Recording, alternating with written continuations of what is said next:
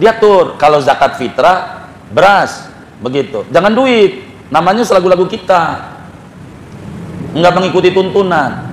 Pertanyaan berikutnya, gimana kalau pakai uang? Ahmad bin Hambal dan juga dipilih Ibnu Taimiyah mengatakan boleh diganti dengan alat tukar berupa uang, asalkan di situ ada kebutuhan dan ada kemaslahatan.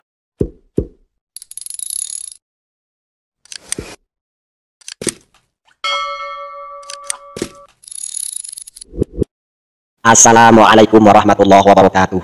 Sahabat-sahabatku netizen dimanapun tentunya kalian berada, mudah-mudahan kesehatan, kesejahteraan, taufik, inayah, hidayah Allah selalu menyertai kita semua, amin Allahumma amin. Pada pertemuan kali ini saya akan menanggapi berbagai macam ikhtilaf para kiai ustadz Nusantara, di mana akhir-akhir ini sebagaimana pula yang sudah saya ambil berbagai macam cuplikan sebagian, dan masih banyak lagi youtuber lainnya yang mengupload daripada mengenai zakat fitrah. Hal ini terlebih saya akan menyoroti mengenai perbedaan pendapat di mana keutamaan beras atau uang, di mana ikhtilaf ini, perbedaan ini sering sekali muncul di masyarakat. Dan saya menyayangkan tentu banyak kiai, ustadz, kelas gus, ulama-ulama Nusantara saat ini justru saya melihat apa yang menjadi kajian mereka justru bukan untuk menenangkan umat, akan tetapi membuat kebingungan masyarakat.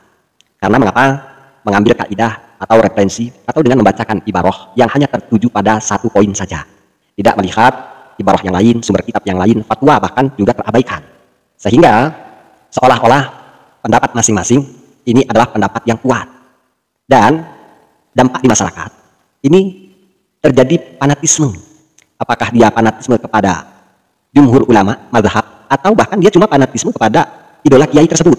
Ini tentu dampak yang terjadi di masyarakat, dan bahkan menganggap bahwa pendapat mereka itu adalah pendapat yang paling benar. Nah, pertemuan ini tentu saya ingin menyampaikan jangan sampai fanatisme itu mengalahkan daripada hikmah, di mana tujuan landasan kita mengeluarkan zakat fitrah. Nah, saudara-saudaraku sekalian, di mana setiap menjelang Idul Fitri tentu kita sering melihat perbedaan perdebatan seputar zakat fitrah. Ada yang mengatakan harus dengan beras, ada yang membolehkan dengan uang. Tapi yang lebih mengkhawatirkan adalah munculnya sikap fanatik dari sebagian orang yang menganggap pendapat mereka satu-satunya kebenaran, lalu menyalahkan bahkan merendahkan yang berbeda. Padahal perbedaan ini bukan baru muncul kemarin sore atau baru-baru ini saja. Ulama sejak dulu sudah berbeda pendapat dalam hal ini. Sebagian menegaskan zakat fitrah hanya sah dengan makanan pokok, sedangkan sebagian lain membolehkan dengan uang demi kemaslahatan penerima. Lalu kenapa ada yang masih bersikeras bahwa pendapat mereka saja yang paling benar, sementara yang lain dianggap salah, bahkan sesat? Ini adalah dampak ketika kita menyampaikan satu referensi yang tidak seragam, karena kita tidak mengambil intisari, poin pokok di mana kita menegakkan syariat atau menjalankan kaidah ilmu fikih yang benar. Saya sangat menyayangkan sikap beberapa kiai atau tokoh agama yang tidak membuka ruang diskusi. Coba diskusi terlebih dahulu sebelum kita menyampaikan argumen-argumen tersebut. Atas dasar apa? Terlebih kita sudah mempunyai rujukan di mana fatwa Majelis Ulama Indonesia atau Kementerian Agama Republik Indonesia. Seharusnya ini juga menjadi bahan studi banding untuk kita dan menyelaraskan tentunya dengan pendapat kita yang mungkin justru pendapat kita itu masih belum konkret. Karena ketika Kementerian Agama atau sekelas Majelis Ulama Indonesia ini menyampaikan suatu fatwa, ini jelas sudah melalui fase kajian, sudah melalui fase penelitian, dan memprioritaskan kemaslahatan dan kemadaratannya. Ini tentu memprihatinkan. Ujung-ujungnya kalau kiai ini berpendapat, kiai itu berpendapat, dan berbeda-beda, akhirnya masyarakat ini menjadi korban, bingung, dan tidak menutup kemungkinan ego pada pendapat masing-masing bahwa pendapat mereka lah yang paling benar.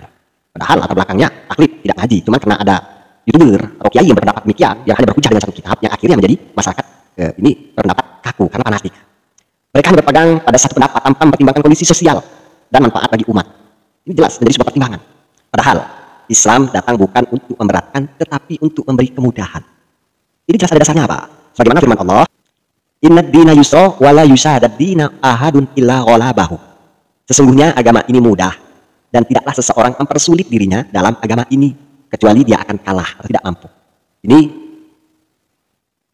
hadis riwayat Imam Bukhari. Kalau kita merujuk kepada Al-Quran, sebagaimana dikatakan di sana, Allah berfirman, yuridullahu bikumul yusra wala yuridu bikumul usra. Allah menghendaki kemudahan bagimu dan tidak menghendaki kesulitan bagimu. Silahkan di cross-check Quran surat Al-Baqarah ayat 185. Nah, jika kita melihat sejarah, Imam Abu Hanifah dan para ulama mazhab Hanafi sudah membolehkan zakat fitrah dalam bentuk uang sejak ratusan tahun yang lalu. Alasannya kenapa? Karena dalam kondisi tertentu memberikan uang lebih bermanfaat bagi mustahik dibanding beras. Bayangkan, ada seseorang fakir miskin yang sudah memiliki beras di rumahnya, tetapi ia butuh uang untuk membeli lauk, pakaian, atau kebutuhan lainnya. Apakah tidak lebih baik jika ia memberi uang agar bisa memenuhi kebutuhannya? Ini kan menjadi sebuah pertimbangan bagi kita. Kemaslahatannya yang kita timbang, yang menjadi prioritas. Tapi anehnya, masih ada yang berkata kalau bayar zakat fitrah pakai uang tidak sah, apa tidak baca. Sampai mana kajiannya? Bahkan itu menyalahi sunnah. Apa iya mereka pikir bahwa Imam Abu Hanifah tidak memahami sunnah? Apakah mereka lebih paham agama daripada para ulama besar yang ilmunya jauh lebih dalam? Semua orang pada masanya Abu Hanifah tahu tentang kapasitas kualitas keimanan beliau.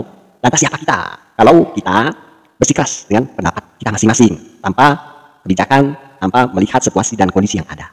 Ini yang menjadi masalah. Kekakuan dalam beragama seringkali membuat orang lupa bahwa Islam adalah agama yang penuh hikmah dan kemudahan. Sehingga sebenarnya ini tidak boleh terjebak pada teks, pada kitab, pada referensi. Memahami konteks, jangan sampai fanatisme mazhab atau pendapat pribadi bahkan membuat kita menutup mata terhadap kebutuhan umat. Jadi tidak bisa, Pak. Satu teks kita anggap kuat, satu ibarah kita anggap kuat tanpa melihat ibarah pendapat ulama yang lain. Dan yang jelas prioritas kita menjalankan syariat itu ialah kemaslahatan dan kemadaratannya. Itu sudah dikaji, sudah didalami, sudah diteliti. Makanya ada hukum syariat itu yang sudah mengatur haram, halal, sunnah. Karena pertimbangannya itu kemaslahatan dan kemadaratannya. Suatu hal yang diharamkan itu pasti kemadaratannya lebih banyak daripada kemaslahatannya. Begitu pula sebaliknya. Jadi zakat fitrah itu tentang berbagi dan membantu sesama, bukan sekedar tentang bentuknya. Jadi kita ribut bentuknya uang, bentuknya beras, makanan pokok, tetapi juga ini adalah kedua-duanya itu tidak terlepas melihat daripada kemanfaatannya. Oleh karena itu, maka mari kita bersikap lebih bijak. Yang mau membayar dengan beras, ya silahkan. Oh, Kementerian Republik Indonesia MUI juga sudah jelas, dan itu sudah puluhan tahun berlaku. Yang mau membayar dengan uang karena melihat manfaat yang lebih besar juga tidak ada masalah. Ini juga sudah dikaji, sudah diteliti. Sehingga jangan sampai tentu perbedaan ini membuat kita saling menyesatkan, saling menyalahkan, dan ego pada pendapat kita masing-masing. Dan masyarakat harus paham, jangan sampai bingung dalam permasalahan ini. Siapa? Tentu ketika kita menghadapi problem semacam ini, ialah di mana hati Allah, wa hati Rasul, wa ulil amri pemimpin. Siapa yang menjadi rujukan kita? Ialah Majelis Ulama Indonesia. Siapa lagi? Kementerian Negara Republik Indonesia. Itu yang menjadi rujukan kita. Yang mana kita percayai bahwa mereka itu sudah melalui kajian, sudah melalui penelitian, dan sudah menimbang antara kemaslahatan dan kemadaratannya. Nah, saya akan garis bawahi bahwa di mana dalil hadis tentang zakat fitrah dalam bentuk makanan pokok terlebih dahulu. Di mana kalau kita lihat ialah hadis riwayat Bukhari dan Muslim. Sudah jelas di sana dikatakan bahwa wajibnya membayar zakat fitrah sebanyak 1 sok kurma atau 1 sok gandum atas setiap orang. Ini hadis ini kalau kita lihat, kita cermati menyebutkan makanan pokok. Di situ ada gandum, kurma, dan ukurannya sok. Dan ketika diteliti, maka ada ukuran kilogram. Ada yang mengatakan 2,5, ada 2,7 dan sebagainya. Ya ini adalah pendapat para ulama. Sehingga mana yang minimal, mana yang maksimal, tinggal bagaimana kehati-hatian kita. Tinggal bagaimana kita selaku orang yang beriman, tentunya orang yang taat atas perintah Allah, menjalankan sesuai dengan keinginan kita dan pula dengan standar setidak-tidaknya, mengikuti standar. Tuh. Jadi hadis ini memang menyebutkan makanan pokok. Namun perlu dicatat bahwa Rasulullah menyebutkan makanan karena pada saat itu sistem ekonomi berbasis barter. Barter itu kita tukar barang, Pak. Tukar barang. Kalau di pasar dulu itu ya kurma, tukar gandum, kemudian kurma, tukar sayuran atau lauk pauk dan sebagainya. Barter. Barter itu adalah barang dengan barang. Dan masyarakat lebih membutuhkan makanan langsung dibanding uang. Karena peredaran uang pun ya mungkin masih minim dulu. Jelas inti untuk menopang atau menjalankan aktivitas kehidupan sehari-hari ini ialah condong pada makanan. Sehingga menjadi prioritas pada saat itu. Beda kalau kita kaji saat sekarang ini di masa modernisasi. Jelas jauh berbeda. Tidak ada keterangan yang tentu mendetail yang melarang. Jadi tidak ada pula larangan di situ memberikan atau pemberian dalam bentuk uang, terutama jika lebih bermanfaat bagi mustahik. Jadi tidak ada hadis yang melarang untuk menggunakan uang.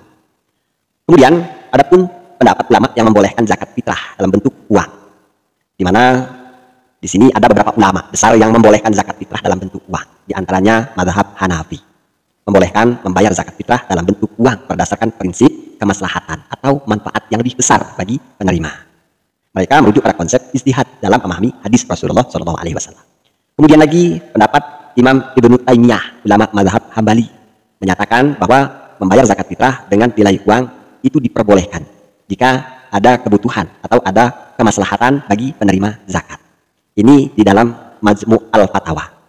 Adapun tentunya ibarahnya wa ikhraju qimatiha li hajati au maslahati rajihati la ba'sa bihi.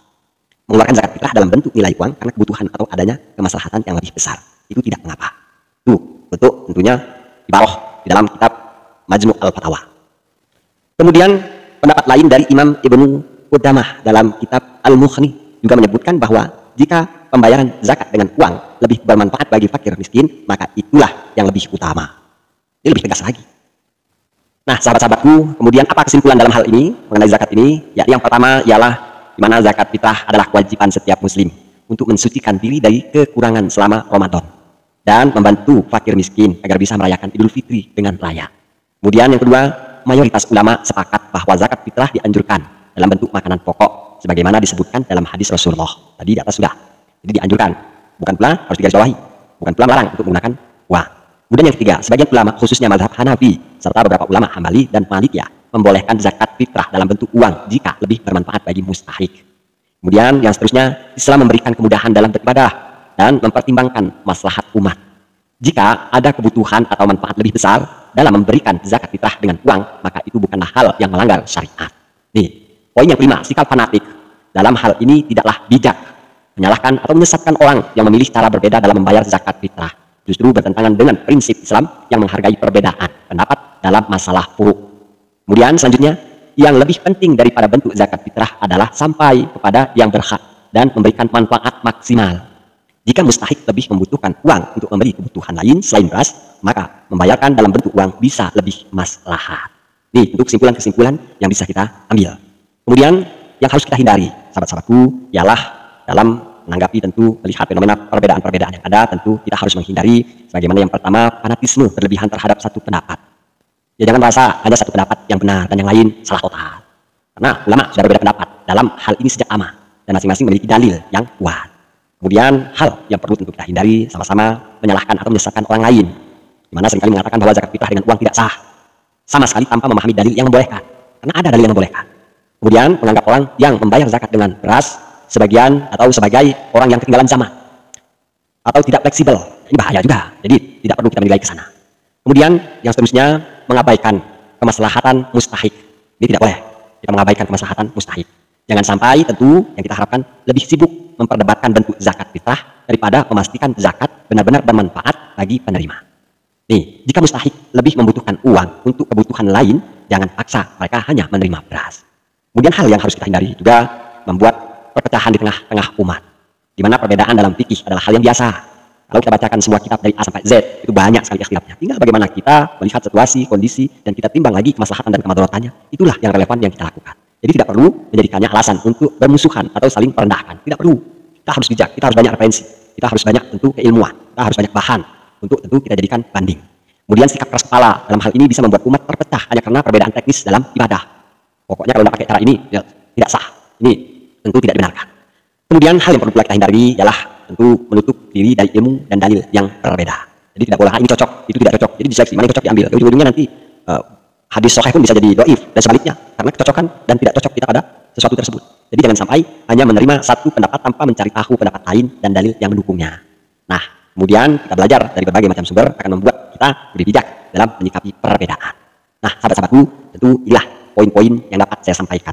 Mudah-mudahan dalam hal ini bisa menjadi penengah atas polemik atau ikhtilaf soal zakat fitrah yang kita dengar, yang kita tonton, yang kita simak selama ini. Dan mudah-mudahan harapan saya yang sampaikan bermanfaat untuk kita semua. Dan saya akhiri. Wassalamualaikum warahmatullahi wabarakatuh.